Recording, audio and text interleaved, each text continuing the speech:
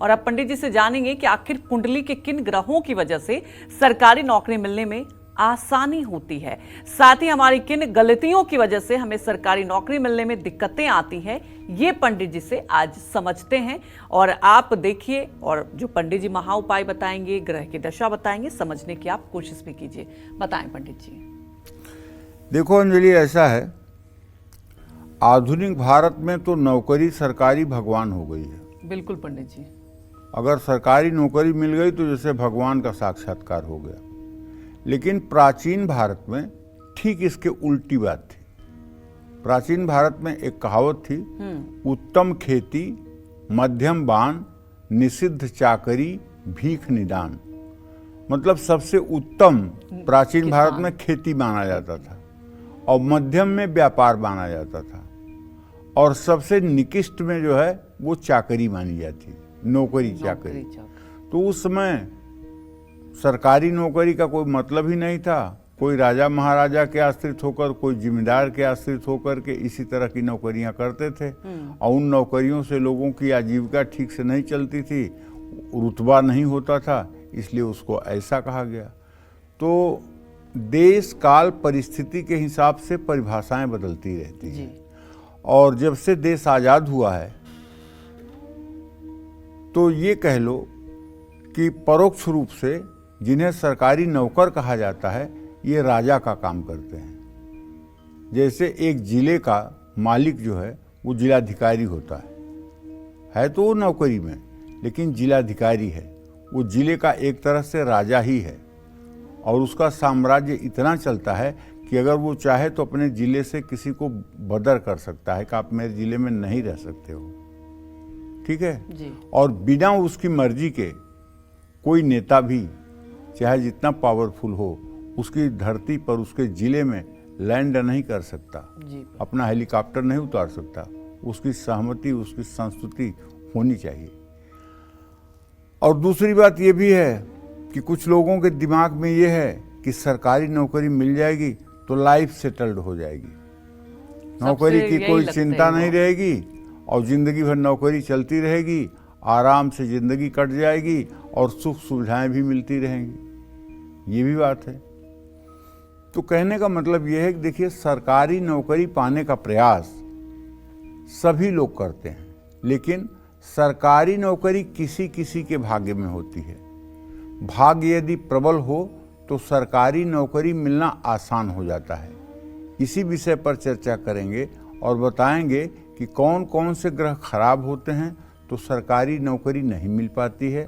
सबसे पहले जानते हैं कि सरकारी नौकरी किन ग्रहों के कारण मिलती है।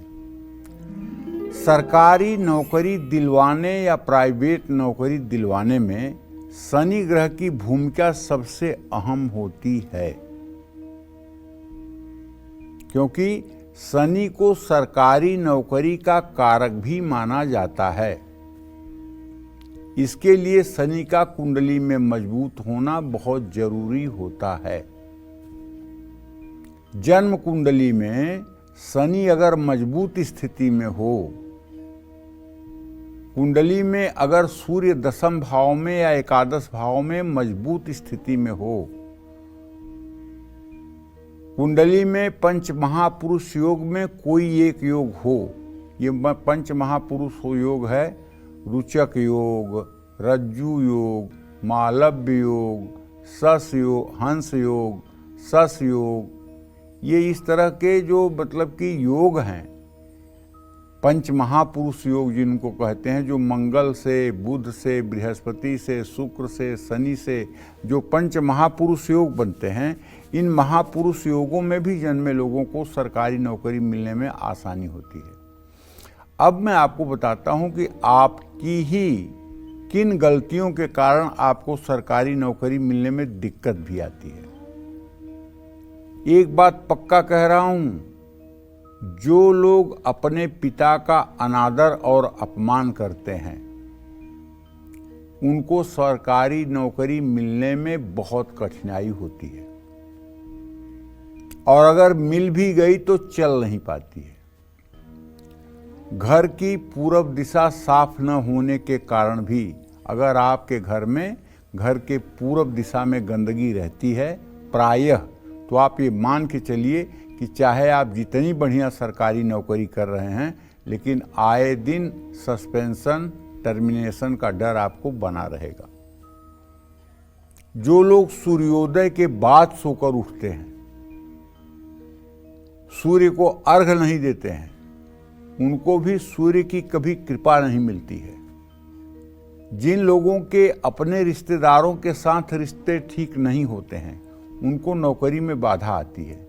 देखिए, एक बात मैंने कई बार कार्यक्रमों में कहा है कि आप चाहे जितना पैसा कमा लीजिए, आपके पास चाहे जितना पावर हो जाए, आप चाहे जितना पढ़ लिख लीजिए, चाहे जितनी बड़ी डिग्री आपके पास हो जाए, लेकिन अगर आपका पारिवारिक ताना बाना, अगर आपका अपनों के साथ रिश्ता अच्छा नहीं है, तो आप जीवन में सफल नहीं माने जाएंगे, तो नहीं माने जाएंगे।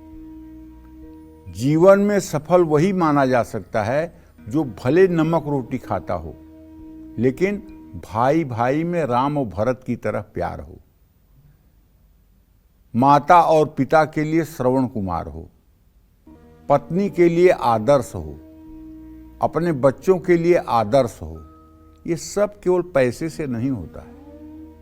हाँ, पैसा एक सीमा तक आवश्यक है, और बाकी जो मेरा अनुभव है मैं आपको बताऊं, संपत्ति विपत्ति का कारण है। संपत्ति विपत्ति का कारण है, एकदम पक्की बात आप नोट कर लीजिए और इसको आप आजमा के देख लीजिए। इतने दुर्गुण देती है संपत्ति, इतने दुर्गुण देती है संपत्ति जिसकी कोई सीमा नहीं। लेकिन नहीं दरिद्र सम दुख जग माही। दरिद्रता जो है बहुत बड़ा अभिशाप भी है। गरीबी को झेलना मृत्यु से भी ज्यादा कष्टप्रद है। ये बात एकदम पक्की है। जो लोग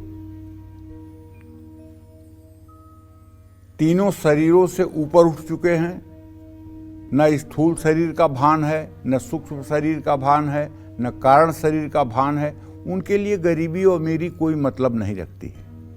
लेकिन जो लोग संसार में हैं, जो लोग सांसारिक बर्ताव में हैं, जो लोग रिश्ते नातों में फंसे हुए हैं, उनके लिए ये बहुत बड़ी चीज होती है। गरीबी, दरिद्रता बहुत बड़ा अभिशाप है, लेकिन इसका ये मतलब कतई नहीं होता कि अमीरी सबसे बड़ा वरदान है।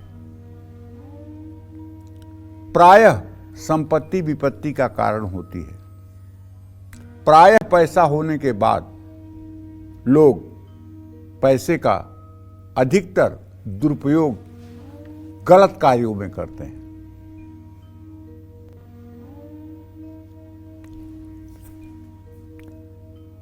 तो सरकारी नौकरी में बहुत से ऐसे कारण हैं जिनके कारण सरकारी नौकरी मिलती है। जैसे आपको कुछ जो लोग ज्योतिष के जानकार हैं उनके लिए ये बात कह रहा हूं, सामान्य लोगों को समझ में आएगी कि नहीं आएगी बात। अगर नवम भाव का स्वामी अपने नवांश में हो या अपने उच्च के नवांश में हो, तो पक्का है कि ऐसा आदमी प्रशासनिक अधिकारी बनेगा। वो आईएएस बन सकता है, आईपीएस बन सकता है, पीसीएस बन सकता है, वो जरूर प्रशासनिक अधिकारी बनेगा। दसम भाव का स्वामी अपने या अपने उच्च के नवांशक में हो, तब भी ऐसा व्यक्ति उच्च प्रशासनिक क्षमता वाला होगा। लग्नेश अगर उच्च या स्वनवमांश में हो, तब भी ऐसा व्यक्ति सम्मानित नौकरी करने वाला होगा। दशमेश और तृतीयेश दोनों स्वनवमांश में या मित्र के नवमांश में हों, तब भी ऐसे व्यक्ति की आजीविका बहुत अच्छी होगी। अगर दसम भाव को सूर्य प्रभावित करेंगे, सूर्य उच्च नवांशक में होंगे, तो ऐसा व्यक्ति यूपीएससी को क्रैक करेगा। ऐसे क्रैक करेगा ना जैसे कोई मूली तोड़ी जाती है। और यदि चंद्रमा की स्थिति द्वितीय, छठवां, आठवां, 12वां भाव में है, या चंद्रमा लग्न में पीड़ित है, तो ऐसा व्यक्ति डॉक्टर बनेगा और डॉक्टर बन के सरकारी नौकरी करेगा। अगर मंगल की ये स्थिति है या दशम भाव को मंगल प्रभावित कर रहा है तो ऐसे व्यक्ति के कंधे पर स्टार लगेगा। अगर वो यूपीएससी भी करेगा तो वो आईपीएस होगा, अगर वो पीसीएस भी करेगा तो डिप्टी एसपी होगा, अगर वो पुलिस में जाएगा तो इंस्पेक्टर और पुलिस बनेगा, मिलिट्री में जाएगा तो हवलदार बनेगा, हवलदार से ऊपर के भी रैंक पा सकता है। बुध अगर है तो ऐसा व्यक्ति बैंकिंग में या सरकारी टीचर बनेगा। बृहस्पति है तो ऐसा व्यक्ति किसी बड़े शैक्षणिक संस्थान में किसी उच्च पद पर जा सकता है। शुक्र है तो ऐसा व्यक्ति किसी भी प्रकार के मैनेजमेंट के काम में अच्छे पद पर जा सकता है। शनि है तो ऐसा व्यक्ति तकनीकी क्षेत्र में उच्च पद पर जा सकता है। तो ये सब बहुत सी चीज़ें हैं जिन्हें ज्योतिष शास्त्र में देखने की ज़रूरत है। केवल एक बात से नहीं बताया जा सकता कि किसको सरकारी नौकरी मिलेगी, किसको नहीं मिलेगी। तो कहने का मतलब ये है कि देखिए, अगर हमें ये पता है कि हमें कहाँ जाना है और अगर हमें ये पता हो कि वहाँ जाने के लिए साधन कहाँ से मिलता है तो जीवन बहुत आसान हो जाता है। जैसे आपको कलकत्ता जाना है तो अगर आप किसी जानकार आदमी से पूछें कि कलकत्ता के लिए साधन कहाँ से मिलेगा, वो बता देगा कि नई दिल्ली रेलवे स्टेशन से। अब आप नई दिल्ली रेलवे स्टेशन पे पहुंच गए, वहाँ आपने पूछा कि भैया कलकत्ता जाने के लिए ट्रेन, हाँ 8 नंबर प्लेटफार्म पे मिल जाएगी। अब बस आपकी यात्रा पूरी हो गई, इसलिए कि आप 8 नंबर प्लेटफार्म पे जाएंगे, वहाँ गाड़ी में बैठ जाएंगे, आपको कहीं रास्ता नहीं देखना पड़ेगा, आप सीधे कलकत्ता पहुँच जाएंगे। तो अगर आपके जीवन में ये गाइडेंस सही हो जाए कि आपके जिंदगी का ट्रैक किधर है, आपके जिंदगी का रास्ता किधर से निकल रहा है, अगर ये बात सही आपको पता चल जाए तो विश्वास करिए, न तो आपका समय बर्बाद होगा, न आप एंजाइटी के शिकार होंगे, न कभी आपको निराशा छुएगी। हमें तो बड़ा आश्चर्य होता है, लोग 50%, 55%, 60% रिजल्ट पा करके ग्रेजुएशन में और कहते हैं कि मैं यूपीएससी की तैयारी कर रहा हूं। ये कितनी विडंबना है। आप अपने को धोखा नहीं देते हो, अपने परिवार को धोखा देते हो। 4 साल, 5 साल, 6 साल तैयारी करने के बाद फिर डिप्रेशन में आकर के हाथ पैर फैला करके कहते हैं भाग्य ने साथ नहीं दिया। कह परित्र दुख भोगई, सिर धुन धुन पछताए, कालहि कर्महि ईश्वर मिथ्या दोष लगाए। तब कहेंगे समय ने साथ नहीं दिया, भाग्य ने साथ नहीं दिया, ईश्वर ने साथ नहीं दिया। अरे देखिए, प्रतिभाएं जन्म से पैदा होती हैं। प्रतिभा जो है जन्म से पैदा होती है, और यदि आपके अंदर प्रतिभा है तो जैसे सूरज के आने पर अंधकार नहीं टिक पाता है, उसी तरह से आपके चलने पर जिंदगी का कोई लक्ष्य। मैं ऐसी जिंदगी में अनेकों लोगों को जानता हूं जिन्होंने सरकारी नौकरी मिली रिजाइन, सरकारी नौकरी मिली रिजाइन, सरकारी नौकरी मिली रिजाइन, उससे अच्छी करना है, उससे अच्छी करना है। और कुछ लोग ऐसे होते हैं जो एकदम भगीरथ प्रयास करने के बावजूद भी सफल नहीं होते हैं। तो कहने का मतलब यह है कि अगर आपका खान पान और आपका विचार और आपका शैक्षणिक जीवन में पूरी तन्मयता हो तो सरकारी नौकरी कर्म के आधार पर भी आपको मिल सकती है। जय मां विंध्यवासिनी।